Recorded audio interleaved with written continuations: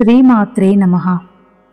సౌందర్యలహరి శ్లోకాలను ఆ పరమశివుడి చేత అనుగ్రహింపబడి కైలాసం నుంచి భూలోకానికి తీసుకువచ్చినటువంటి జగద్గురువులు శ్రీ శ్రీ శ్రీ ఆదిశంకరాచార్యుల వారికి హృదయపూర్వక కృతజ్ఞతలు తెలియచేస్తూ, ఇప్పుడు మనం సౌందర్యలహరి 13వ శ్లోకం తెలుసుకుందాము.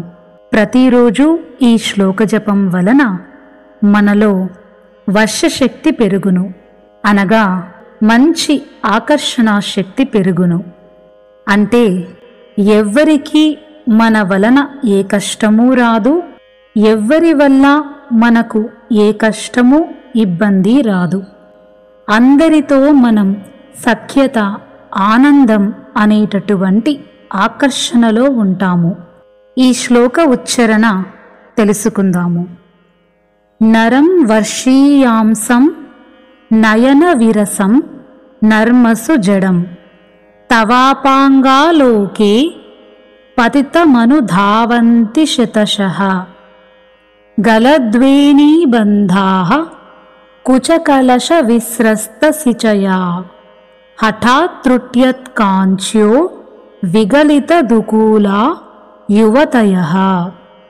అంటే లలితా పరమేశ్వరిని పూజించడం వలన ముసలివాడైనను, అనాకారి అయినను, అసమర్థుడైనను, నిర్ధనుడైనను, నపుంసకుడైనను వారిలోనికి అమ్మవారి యొక్క సౌందర్యం వచ్చి ఎదుటివారి చేత గౌరవింపబడుతారు.